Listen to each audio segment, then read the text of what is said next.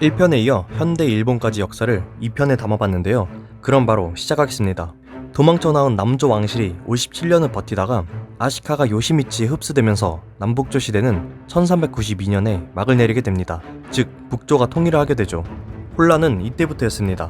요시미치 이후 후계자 선정을 놓고 갈등이 생기고 지방 영주들이 서로 다른 후계자를 지지하면서 동군과 서군 두 세력으로 나눠집니다. 결국 전쟁이 발발하고 지방 영주들 간의 전쟁은 갈수록 더 심해져갔으며 이는 전국시대의 개막을 초래하게 됩니다. 그런데 이 상황에서 떠오르는 인간이 있었습니다. 바로 오다 노부나가. 그는 무로마치 막부를 멸망시키고 전국 통일을 눈앞에 두는 쾌거를 이루지만 그의 부하에게 살해당하는 참변을 겪고 세상을 떠납니다. 그리고 그 뒤를 이은 도요토미 히데요시. 오다의 세력을 차지하고 100년이 넘는 혼란을 휘어잡은 그는 결국 일본 열도를 통일합니다.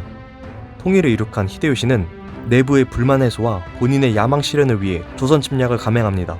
명나라를 공격할 수 있도록 길을 내달라는 명분을 가지고 말이죠. 하지만 우리가 가만히 있을 민족이 아닙니다.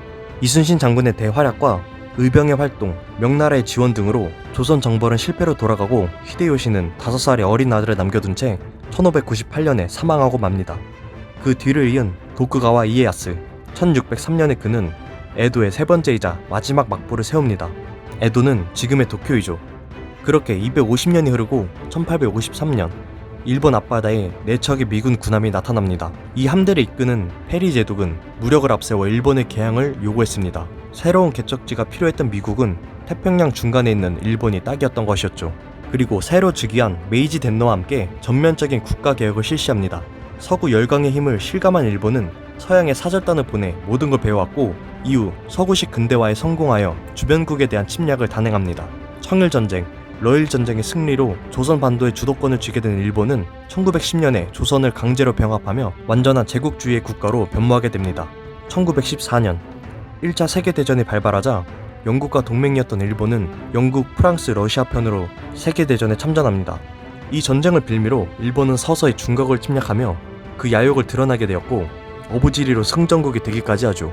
1차 세계대전 이후 일본은 짧은 기간 동안 경제의 호황과 민주주의 풍조가 유행하지만 1929년에 발생한 경제 대공황에 큰 타격을 입으면서 마침내 군부가 정치에 개입하기 시작합니다. 일본의 군부는 제멋대로 만주사변을 일으키고 내각 요인을 암살하는 등 폭주하기 시작했으며 1941년에 군인인 도조 히데키가 총리의 자리에 오르면서 그 폭주는 절정에 치닫게 됩니다.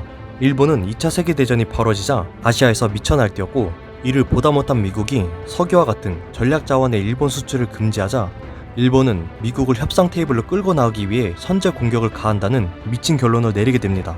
결국 잠자는 사자의 코털을 건드려버린 일본은 1941년 미국 진주만을 공격하며 태평양 전쟁을 일으킵니다. 미드웨이 해전에서 결정적으로 대패한 일본은 물자와 기반이 한계에 다다르는데도 어거지로 전쟁을 끌고 갑니다. 자폭 전술인 가미카제 전술을 강구하면서까지 말이죠. 1945년 히로시마와 나가사키에 사상 최초의 원자폭탄이 투하되고 이후 도쿄에 설치된 미군정의 통치를 받게 됩니다.